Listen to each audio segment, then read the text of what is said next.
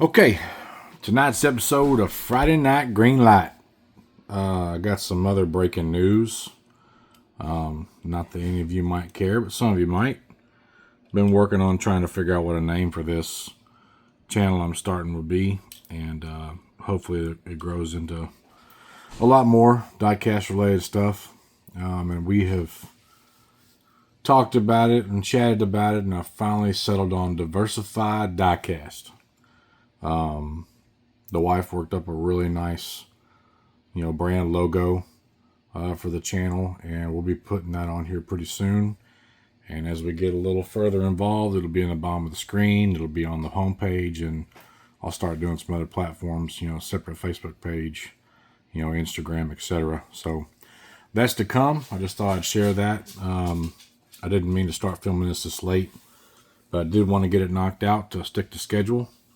And it's going to be a long one, so you can see where everything we have in front of us here. This is the only, first responder, if you will, vehicle that I really have, besides a couple Mustangs that are state trooper cars. John Dutton's Ram. This is a 63 that I got from Jesse the other night. A buddy of mine gave me that car a while back. This is the car I got from Jesse as well, same night as I got this one. This car was actually in a big bundle that I bought for some folks up in Conroe, and this was in the bottom of one of their boxes, and I was shocked that it was there, and I was glad to pay what they asked for it. This was down south Texas, on the way down there, pick up at Hobby Lobby. This is a truck I got from Jesse probably the first time we met. It's a exclusive. And then the 18 van, which I got the other day from Jesse, I believe.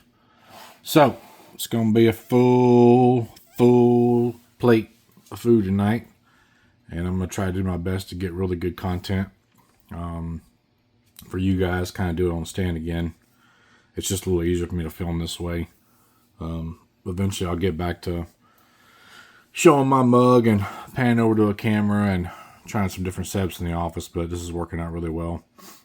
Especially getting those up on that stand, get it turned, all around different views of the camera to give you guys some insight on what we're looking at. So these should be no disappointment. There's a lot of good variety here, and we'll start on kind of the way I have them lined up. That way, for those of you who want to slide forward, slide back, or whatever, I don't have the content roll, labeled by vehicle. I know a lot of guys do that. It's a really cool editing trick.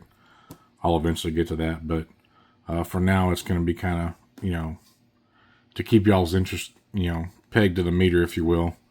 Got them lined up like this, and if you have time to watch the whole video, when it gets posted, or whenever you get a little time before nap time on the weekend, or before you go to bed, or what have you, Sunday morning before church or coffee or whatever, this will be a long one. So I'm not going to get in a rush. It's one of those ones you can always hit save later on. And let's get to it. So we'll start with the Terminator. I'll push some of these out of the way. I will show you all the card, and I'll crack it open, probably off camera. We'll try that something different tonight, and then I'll put it up on the stand and give you all a good look at it. So I got this one from the Red Caboose Hobby Shop. We went to New York. When was this? Oh, back in February. We went up there for my son's 16th birthday, and I honestly just bought it because it was Terminator 1 movie. But Greenlight makes really good first responder castings, and that's what I was telling you all about. That Alan, he was telling me about. Oh yeah, the first responder stuff from Greenlight's just hard to beat. It's second to none. And I should have bought a couple of NYPD vehicles while I was up there, and I still might, when I go up there next time, or order them from them or whatever. But this one wasn't doing anything, sitting alone. I only saved it because it was from the trip, but I'm going to get it out and check it out and give you guys some insight on some of the cop car, fire car, stuff like that. So we will cut this thing open, and we'll get up on the stand, and we'll get to it. Okay, so we got the 78 Plymouth Fury from Terminator 1. One thing I noticed when I opened this car up was how brilliant, I mean, shiny, shiny, shiny the black paint is. It's got a little license plate on the front right here. 999076, California. Grill looks really good. That's how they come in those cars. This also reminds me of like what they used to drive in the show. I watched it all the time with my granddad. In the Heat of the Night, I believe they had some of these. And I'll be willing to bet, I'm not sure what motor would have come in this car, but that's a big daddy. Not a wedged motor by any means, but it might be a plain Jane 440 van motor. But looks pretty good in there. At least they got the engine paint right.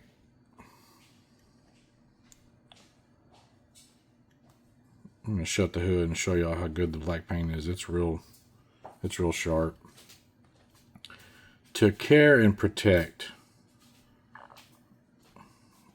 Too bad it didn't say like the Transformer is supposed to say is, you know, the one that Hot Wheels were called. Silly. All right, here's the back. Let's see if we can get the camera to focus on the Plymouth. Nice detailing on the tail lights. I like these cars because they always had everything in the bumper.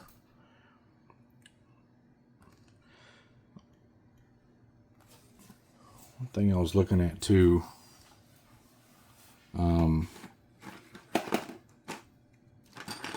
wiped the lenses off and all the paint, but there was a lot of smudging on the glass, and it looks like there's a bunch of fingerprints and like some kind of oil, I guess, from someone's. You almost see a fingerprint there. But nonetheless, I mean, this thing it's pretty spot on. Let me show you all this black paint, how glossy it is. And again, everything is, like, to the naked eye, this thing looks perfect. I'll back the camera out just so y'all can get a better look at what I'm talking about and, you know, give it a little bit more, less scrutiny, if you will. But when I open this thing up, I mean, it shines up real nice. So, undercarriage. You know, I was giving M2 grief about their quality, you know, in lieu to Greenlight or, you know, some of the Auto Worlds. But what I did notice and what I do like about the M2s, unlike this Greenlight here, is if you do have some issues with the wheels and tires not rolling right, and you got to do a little, you know, little garage work on them, if you will, you can separate the base on an M2 because they put drilled and tapped screws on them, which is a very nice feature for a lot of reasons. You want to do wheel swaps, you know, on your leftover axles and wheels you have from your model kits, that's a good option. But in this case, like if you have to work on this car's tires because they're, you know, they're out of round or whatever, it's a little tougher to get some of these tires off. So nonetheless, undercarriage is super plain Jane. And I didn't do a roll check on this one. We can do that real quick. Let me just slide this custom stand out of the way. And we'll tilt the camera down. Excuse the mess on the desk, but it's been kind of a busy day putting up some die cast and going through some other stuff. It's okay. It's not 100%. It's got this one front passenger tire that's got a little, you can see it right there on the very top. But we'll piddle with that and get it straightened out and get it rolling right before I put it up in the jammer case. But not bad. Not bad. I remember seeing these things in a bunch of old movies, and, you know, this is the car that, you know, bam, plows into ditches. And I want to say these were the cars that were chasing after De Niro and old Charles Grodin, or whatever his name was, Midnight Run. I love that movie. I don't know what it is about. I think it's the comedy, you know, just all the actors in that thing, you know, with Dennis Franz, and I mean, they're just, man, that movie just, every time it comes on, every time I see it and I got an hour and a half, I'll throw it on and watch it. And I'm pretty sure this is the one, these type of cars they were chasing after him in that Blazer in the desert. If someone knows, and someone knows I'm right or wrong, let me know. I should go back and watch it just to confirm it, but I'm pretty sure it was one of these. But anyway, we'll slide this over here to the side for now. And next up is going to be the Lowrider. This thing is a real beaut. Oh, Terminator car is a 2024 release, by the way, Hollywood. So this is a MiJo exclusive. I believe this is a 23. It's a 63 Chevy Impala Lowrider. Some of you guys are going to cringe from me opening this thing. And it does have some cool card art. I mean, this one was really tough for me because when I got it from him, I said, yeah, I'm jerking that thing out of the package. He was like, oh, he kind of made a little cringe. I said, look, man, I might change my mind. It might stay in the package for a little while, but this thing would look really sick sitting next to that Auto World square body I opened up the other night, you know, for a desk ride, you know, to work one day, or, you know, even some of my stuff here at home in the home office. So I will do everybody a service and save a little time, cut this thing open off camera, and we'll get a good look at this thing under the light. So stay tuned. Okay, getting a good look at this 63. This thing is definitely not a disappointment. This is a very nice example of a Greenlight casting. I mean, this thing it's checking all the boxes. It brought a bag full of tools and it's ready to go to work. I mean, this thing is just I mean, the paint, the graphics, I mean, everything is straight where it's supposed to be. Low back, you know, buckets, matching interior. I mean, this looks like it belongs banging up and down the streets of Compton, man. This thing is just, it's on the set for sure. If I had to guess, it's probably a 327. Something of that nature. It's kind of what it resembles. Front looks really good. Grill is 100% accurate. Trying to get up better. There we go.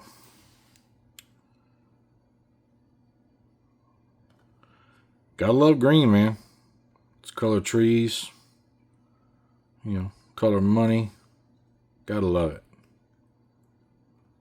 Let's close the hood on this thing and get a pretty good shot of the roof. I'll let y'all look inside the interior because I'm sure this thing's nice. So there's the roof.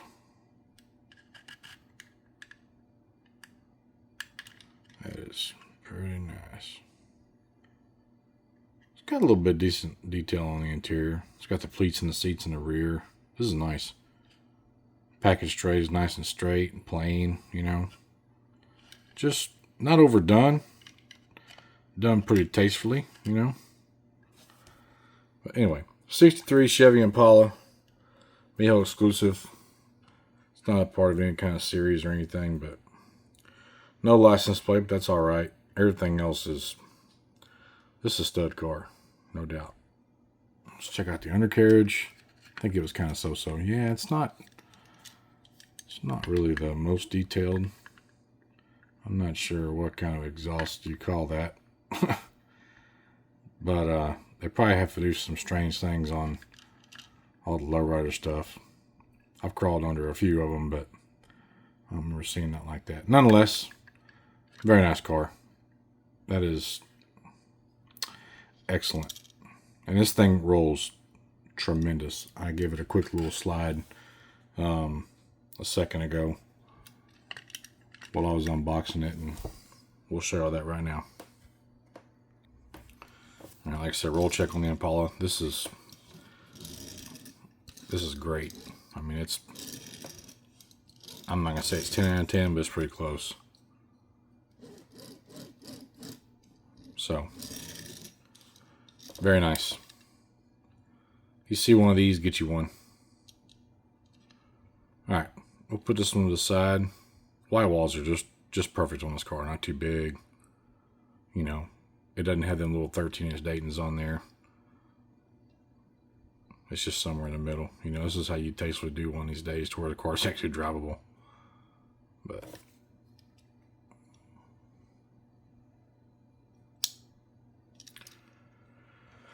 Okay, we're going to do John Wick's Mustang. Stand by.